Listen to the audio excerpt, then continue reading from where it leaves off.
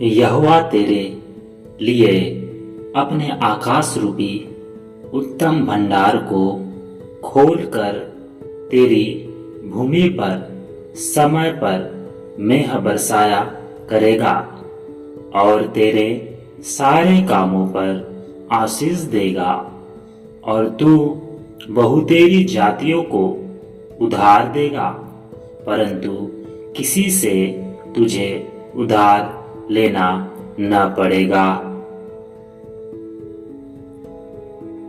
और यहोवा तुझको पुच्छ नहीं किंतु सिर ही ठहराएगा और तू नीचे नहीं परंतु ऊपर ही रहेगा। यदि परमेश्वर यहोवा की आज्ञाएं जो मैं आज तुझको सुनाता हूँ तो उनको माने, मन लगाकर चौकसी करे। तू अपनी समझ का सहारा न लेना, वरन संपूर्ण मन से यहोवा पर भरोसा रखना, उसी को स्मरण करके सब काम करना, तब वह तेरे लिए सीधा मार्ग निकालेगा। अपनी बुद्धि में बुद्धिमान न होना, यहोवा का भय मानना और बुराई से अलग रहना। ऐसा करने से तेरा शरीर भला चंगा और तेरी हड्डियां पुष्ट रहेगी। मत डर, क्योंकि मैं तेरे संग हूं। इधर उधर मत ताक, क्योंकि मैं तेरा परमेश्वर हूं। मैं तुझे दृढ़ करूंगा और तेरी सहायता करूंगा। अपने धर्म में दाहिने हाथ से मैं तुझे संभाले रहूंगा। देख, जो तुझसे क्रोधित हैं वे सब लज्जित होंगे, जो तुझसे झगड़ते हैं उनके मुंह काले होंगे और वे नाश होकर मिट जाएंगे। जो तुझसे लड़ते हैं उन्हें ढूंढने पर भी तू न पाएगा। जो तुझसे युद्ध करते हैं वे नाश होकर मिट जाएंगे, क्योंकि मैं तेरा परमेश्वर यहोवा तेरा दाहिना हाथ पकड़कर कहूंगा, मत डर, मैं तेरी सहायता करूंगा। और स्वर्गदूत ने उसके पास भीतर आकर कहा, आनंद और जय जय तेरी हो, जिस पर ईश्वर का अनुग्रह हुआ है, प्रभु तेरे साथ है। और जो दुष्ट होकर उस वाचा को तोड़ेंगे उनको वह चिकनी चुपड़ी बातें कहकर भक्तिहीन कर देगा, परंतु जो लोग अपने परमेश्वर का ज्ञान रखेंगे वे हियाव बांधकर बड़े काम करेंगे। कि हमारे प्रभु यीशु मसीह का परमेश्वर जो महिमा का पिता है तुम्हें अपनी पहचान में ज्ञान और प्रकाश का आत्मा दे।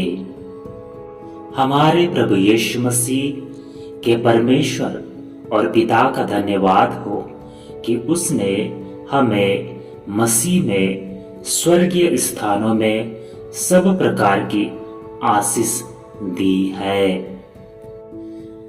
धन यहोवा की आशीष ही से मिलता है और वह उसके साथ दुख नहीं मिलाता, परंतु जो यहोवा के बाट जोते हैं वे नया बल प्राप्त करते जाएंगे। वे उकाबों की नाई उड़ेंगे, वे दौड़ेंगे और श्रापित न होंगे, चलेंगे और थकित न होंगे। अपना बोझ यहोवा पर डाल दे, वह तुझे संभालेगा। वह धर्मी को कभी टलने न देगा। और मेरा परमेश्वर भी अपने उस धन के अनुसार जो महिमा सहित मसीह यीशु में है, तुम्हारी हर एक घटी को पूरा करेगा, क्योंकि तुम सब उस विश्वास करने के द्वारा जो मसीह यीशु पर है परमेश्वर की संतान हो। सो विश्वास सुनने से और सुनना मसीह के वचन से होता है, इसीलिए कि तुम्हारा विश्वास मनुष्यों के ज्ञान पर नहीं परंतु परमेश्वर की सामर्थ पर हो। परंतु जैसा लिखा है कि जो आँख ने नहीं देखी और कान ने नहीं सुना और जो बातें मनुष्य के चित्त में नहीं चढ़ी, वे ही हैं जो परमेश्वर ने अपने प्रेम रखने वालों को लिए तैयार की है। परंतु हमने संसार की आत्मा नहीं परंतु वह आत्मा पाया है जो परमेश्वर की ओर से है, कि हम उन बातों को जाने जो परमेश्वर ने हमें दी है। अब जो परमेश्वर सारे अनुग्रह का दाता है, जिसने तुम्हें मसीह में अपनी अनंत महिमा के लिए बुलाया, तुम्हारे थोड़ी देर तक दुख उठाने के बाद आप ही तुम्हें सिद्ध और स्थिर और बलवंत करेगा। इसीलिए परमेश्वर के बलवंत हाथ के नीचे दीनता से रहो, जिससे वह तुम्हें उचित समय पर बढ़ाए, और अपनी सारी चिंता उसी पर डाल दो, क्योंकि उसको तुम्हारा ध्यान है।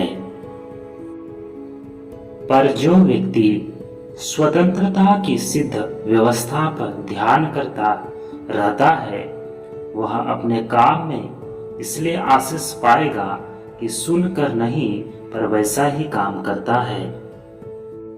यदि कोई अपने आप को भक्त समझे और अपनी जीभ पर लगाम न दे पर अपने हृदय को धोखा दे, तो उसकी भक्ति व्यर्थ है।